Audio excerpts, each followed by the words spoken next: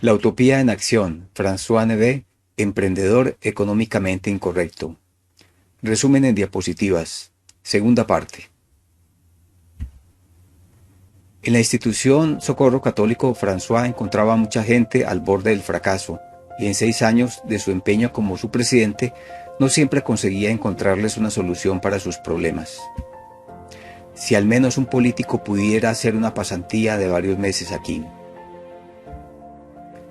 François conoció a Geneviève, presidente del movimiento ATD Cuarto Mundo en Francia. Para convencer a aquellos que no entendían la exclusión de los más débiles, amaba citar esta frase suya: para resolver los problemas de la miseria, serían necesarias leyes. A partir del momento en que se hubiese legislado, sería la misma sociedad la que estaría fuera de la ley hasta que haya erradicado la miseria. François era aún más punzante. La salvación no vendrá de la política, porque los hombres de aquella clase no pueden identificarse con el comerciante que cierra una tienda, y menos con los obreros de las vías o con los proveedores de grandes almacenes o con los pequeños emprendedores. François tenía 2 sociedades que funcionaban en modo clásico, pero siempre con compromiso social. La creación de Webville, la tercera sociedad, representaba una oportunidad ofrecida a aquellos que supieran acogerla. El dinero, mientras más lo tenía, más lo donaba. Se sentía fuerte. De una parte el saneamiento y la depuración andaban bien. La parte de el céntuplo, o sea, la parte para el otro, debería llegar a lograrlo, quizás tomando caminos distintos. No quería hacer beneficencia, quería hacer solo el sueño del benefactor despierto, pero detrás de todo, desde hacía un tiempo había un fondo de Dios. El céntuplo trabajó sin interrupción hasta convertirse en el líder en Francia por casi 5 años, vendiendo más de 2000 kayaks al año, y sucesivamente el mercado del windsurf fue favorable con la producción de 45.000 piezas al año.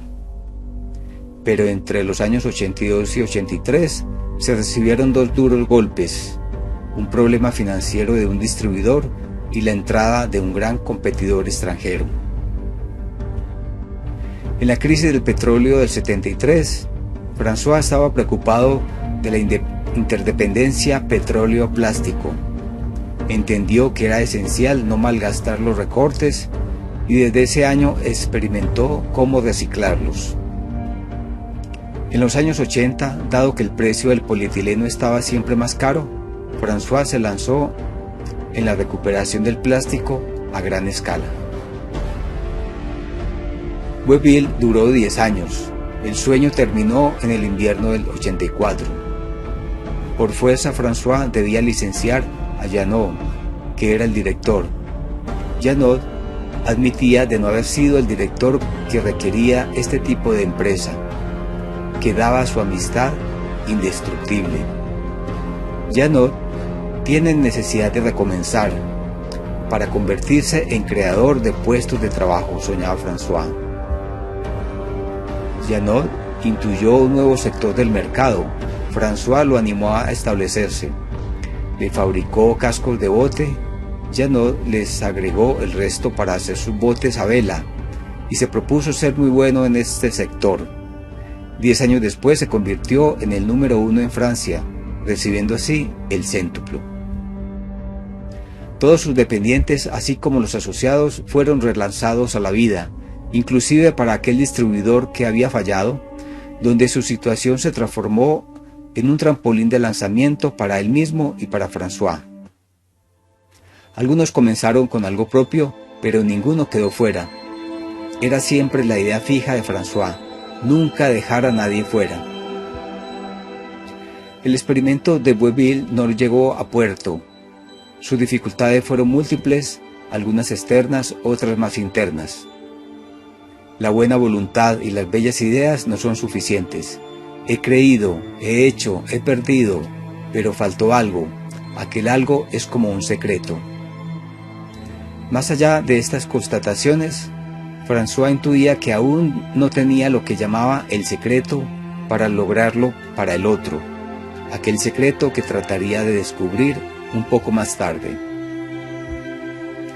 Después del fin del proyecto del lago, el gran problema para François era qué hacer contra el enemigo de su ocupación. Y François repetía sin cansarse: es simplemente el resultado de la falta de inteligencia del corazón de nuestra sociedad. Una preocupación constante de François para equilibrar su vida era la búsqueda permanente de la fraternidad que realizaba primero que todo con aquellos que, como él, habían escogido vivir la espiritualidad de la unidad, encarnándola en el mundo, aquellos que en el movimiento de los focolares son llamados los voluntarios, con quienes se encontraba regularmente. Pero era necesario ser locos para perder en apariencia el tiempo y contar las propias experiencias de vida. Era necesario ser locos para escuchar a cada uno, viendo la parte divina del otro. Era necesario ser locos para pensar que la revolución del amor está en obra cuando no se pretende nada del otro. Era necesario ser locos para transformar las dificultades, las enfermedades, los desacuerdos, en tantas ocasiones para transformarse y seguir madurando. François pensaba también que sus inventos y sus realizaciones en el fondo no podían ser el único motivo de satisfacción. Un amigo no le había dicho, quizás sonriendo, que por fortuna en el último día de la vida seremos juzgados por nuestras obras. A finales de febrero del 91, François sufrió de insomnio, al punto que a la 1 de la madrugada estaba totalmente despierto y podía ir y venir y trabajar por 20 horas sin lograr dormir. Agotamiento, hipertensión. El médico no admite compromisos. Recuperación en el hospital y reposo absoluto. François se ausentó por 2 meses. A su regreso, a principios de mayo, François se dio cuenta que los establecimientos habían funcionado muy bien. Tuvo entonces la inspiración de no llevar solo el peso de la empresa, ya había conocido sus límites. François aprendió gradualmente a no ser más el patrón. Se habla del aleteo de una mariposa que produciría un ciclón al otro lado del mundo. Para François, esta búsqueda de cambiar el mundo lo atormentaba siempre más. El secreto. Sí, intuía que había un secreto por descubrir. Lo había intentado todo y no entendía por qué las cosas no cambiaban más rápido. Su modo de vivir la espiritualidad de la cual se había enamorado lo hacía decir: Dios tiene afán, somos nosotros los lentos para entender y para ponernos en marcha. Esta frase era como un aleteo. Pero, ¿qué sucedía al otro lado del mundo? De la penumbra de los refugios al sol del trópico, la otra parte del mundo era otro hemisferio. Primavera en Europa, otoño en América. 2 hemisferios injustamente invertidos por la desigualdad de la riqueza.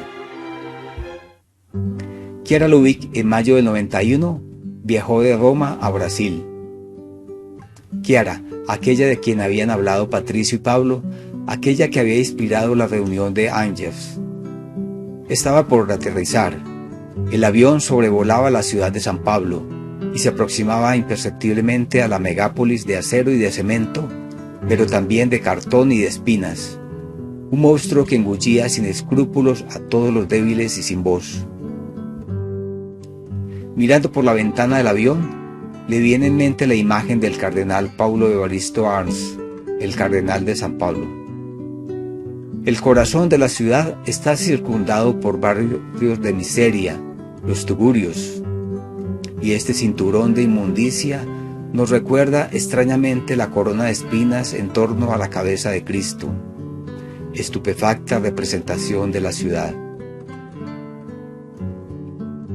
32 años antes, en el 59, Chiara había enviado a Brasil a una de sus primeras compañeras, Ginetta Cagliari, con otras 7 jóvenes, para responder al llamado de los obispos de Brasil que solicitaban ayuda para los más pobres. Chiara había estado la última vez en el 66 y había reencontrado a Ginetta, pero también a una muchedumbre de personas que habían adherido a la espiritualidad de la unidad.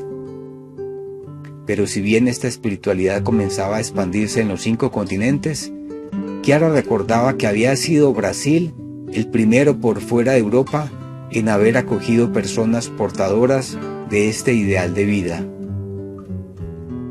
Desde su llegada a Brasil, Ginetta y todas sus compañeras se habían sentido consternadas por el gran contraste entre la abundancia de pocos pudientes y la muchedumbre de los anónimos, de los sin derechos, de los pobres, de los desmoralizados, de los desesperados.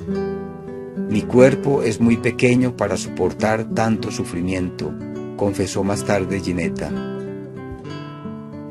Pero esta rebelión interior le permitió formarse para encontrar con sus compañeras gestos de afecto, palabras reconfortantes, ideas que realizar, que surgían durante sus encuentros.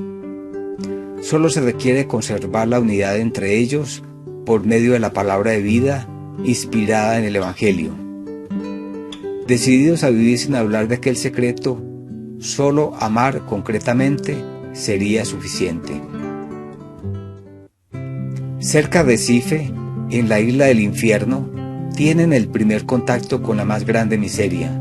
Sin agua, en medio de las ratas y las serpientes, la gente se refugiaba en su propio tugurio. Luego de varios meses al contacto con algunas focolarinas, varias jóvenes habían abandonado la prostitución.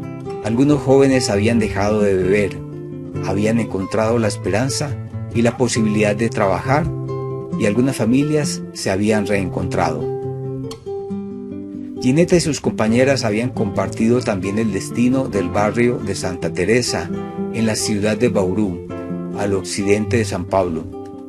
Allí habían atendido a los leprosos y a los niños que sufrían la desnutrición y a una gran muchedumbre que vivía sobre un eterno muladar. También allí muchos tuvieron confianza en ellos, superando la desesperación. Luego la obra benéfica se desarrolla en Brasilia, en medio de las invasiones, nombre dado a los conglomerados humanos que desentonan en medio del esplendor arquitectónico de la capital. Era necesario sobre todo abrir escuelas para los niños y para todos los que quisieran aprender un oficio. El gobierno brasileño reconoce la validez de aquellos cursos y el diploma entregado al final de los estudios permite encontrar luego un trabajo. Un poco más al norte de Brasil, en el territorio de Itapecurumiri, en la tierra llamada Barriguda, 130 familias estaban amenazadas de ser expulsadas. Sus propietarios nunca se habían preocupado por los trabajadores. La estación de lluvias había bloqueado los caminos. Era necesario transportarse a Barriguda en canoa. El Papa Juan Pablo II, en uno de sus viajes a Brasil, había dicho: también los pobres tienen el derecho a ser autores de su propia promoción humana. La propietaria reflexionaba. También ella conocía la obra de los focolares. Con el paso del tiempo, se transformaba. Entonces, en lugar de vender, decide reservar 420 hectáreas de tierra para las familias de Barriguda, transfiriendo a ellos los títulos de propiedad. Pero era necesario construir, era urgente edificar casas decentes. Las personas se pusieron de acuerdo para construir juntos un centro de salud, luego un lugar para la vida comunitaria que serviría también de escuela, luego otras construcciones. Juntos, la unidad estaba en camino. Un año después, el obispo visita a los habitantes de la zona. ¿No le habían dicho que algo había sucedido? La emoción era tan grande en ver el cambio radical y palpable que bautizó la tierra de Barriguda con el nombre Magnificat. La experiencia Ginetta Cagliari es así de rica que es imposible recorrer completamente todos los momentos más sobresalientes de aquella aventura humana inspirada en la espiritualidad de la unidad. Ginetta y sus compañeras habían contemplado al pueblo brasileño no de perfil, sino desde dentro, acompañándolos en medio de sus sufrimientos. Ninguno podría pretender ser el autor de aquellos cambios visibles. Era solo estando juntos que el resurgimiento había sido posible. Chiara Lubich había estado muy al tanto desde Europa de toda la aventura de los focolares en Brasil. Algo se había puesto en marcha. El amor concreto y la unidad hacían renacer aquello que estaba muerto y sin esperanza. Pero era necesario ir más lejos. La pobreza era demasiado angustiante. ¿Sería suficiente una inspiración para que todo cambiase?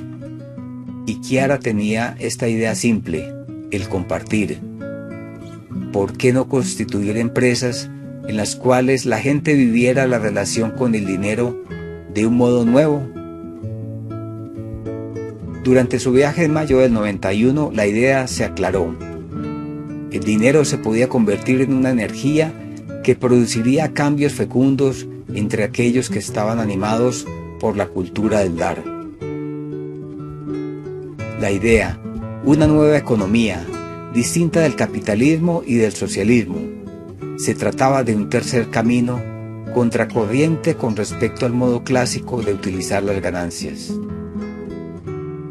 Chiara Lubich definió en modo simple este proyecto de vida: la economía de comunión en la libertad. Era el 29 de mayo de 1991. Chiara se dirigía a una multitud de 600 personas unidas para hacerle fiesta en el corazón de la ciudadela piloto surgida desde el impulso de Ginetta, edificada 24 años antes en Vargem Grande, una ciudad situada a 50 kilómetros de San Pablo. A diferencia de la economía consumista, basada en la cultura del tener, la economía de comunión es la economía del dar.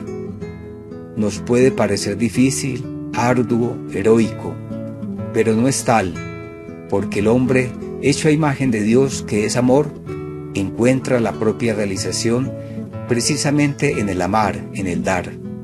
Esta exigencia está en lo profundo de su ser, sea creyente o no creyente, y precisamente en esta constatación, apoyada por nuestra experiencia, radica la esperanza de una difusión universal de la economía de comunión. Economía de comunión en la libertad. Un trueno de aplausos al ritmo de la samba brasileña fue la respuesta a la propuesta de Chiara. Operarios, empleados, dirigentes, pero también emprendedores, todos veían allí la respuesta a las injusticias sociales. Los emprendedores no eran muy numerosos, una veintena, pero salieron de aquel congreso con un fervor, aquel de comprometerse en modo nuevo para hacer cambiar las cosas. ¿Conseguirían convencer a los demás? Inmediatamente María Aparecida quiere hacer algo. Tenía 2 máquinas de coser semi-industriales y las puso a disposición para comenzar una pequeña empresa en los alrededores de la ciudadela. Durante su estancia, Chiara tuvo la oportunidad de visitar la sala donde habían comenzado la producción de vestidos. Constatando el impulso apasionado del puñado de operarias, Chiara le colocó a su empresa la túnica, a imagen del último vestido de Cristo que había sido cosido con un solo pedazo de tejido. En el mismo periodo, Ana María, con otros docentes, decide abrir una escuela con un estilo completamente nuevo. Aquella mujer creía en la educación, en el amor, y estaba segura, niños nuevos podrían hacer posible una nueva sociedad. Chiara da un nombre para la escuela: Escuela Aurora. La escuela se abrió en el corazón de la ciudad de Vargem Grande, igual que la túnica, que confeccionó los uniformes para los niños entre los 3 a los 14 años. Algunos emprendedores decidieron contribuir a la realización de esta nueva economía que proponía una llave de lectura tan original en la realización humana del mundo del trabajo. El individualismo estaba excluido. Las utilidades no serían más buscadas como un fin por sí mismas, sino como una oportunidad para experimentar el compartir. Los brasileños definieron aquella pequeña revolución la bomba del 91. Para ellos se trataba de un verdadero ciclón económico. En América del Sur la experiencia se difundió como una nube de polvo y luego rápidamente al resto del mundo. Una semana después en Francia se supo la noticia de Brasil, noticia definida simplemente como la bomba. Desde hacía mucho que François buscaba un comportamiento económico diferente de la globalización, aquella que tenía como consecuencia la deslocalización que favorecía la desocupación a sus puertas y la esclavitud a lo lejos. No quería renunciar después de Bourvil a aquella experiencia de vida comunitaria, siempre obsesionado de aquella utopía necesaria que no lo soltaba. No es de sorprenderse de que haya sido François el primer emprendedor francés en acoger la noticia de la economía de comunión como una posibilidad única de trabajar verdaderamente de modo distinto. Para él, la bomba no tardaría en explotar en todo el mundo, estaba seguro. Se había divertido medio entusiasta, medio perplejo, con aquel guiño de la vida. Precisamente el día 29 de mayo había celebrado sus 50 años. Sin saberlo, Chiara Lubich le había dado uno de los mejores regalos de cumpleaños. François escribe inmediatamente una carta a Chiara y por medio suyo a todos aquellos decididos a ponerse en marcha. Aquella carta obedecía a una necesidad imperiosa de comprometerse totalmente. En todos los países del mundo hay necesidad de pozos sépticos, de plantas de depuración, de cisternas, de tanques, de juegos, de embarcaciones. He aquí mi trabajo, el rotomoldeo. Mis productos se pueden vender tanto a los ricos como a los pobres. En otras palabras, poseo la piedra filosofal. La tocas y produce oro. Chiara, quiero donártela. Luego François explica cómo dar la licencia gratuita para poder aprovechar sus patentes, sus máquinas, los moldes, el polvo plástico, el dinero y sobre todo cómo formar ingenieros. Todo sin ninguna ganancia para él. Era el compartir, según François. François sabía que había nacido para aquella idea, una idea para realizarla muy concretamente.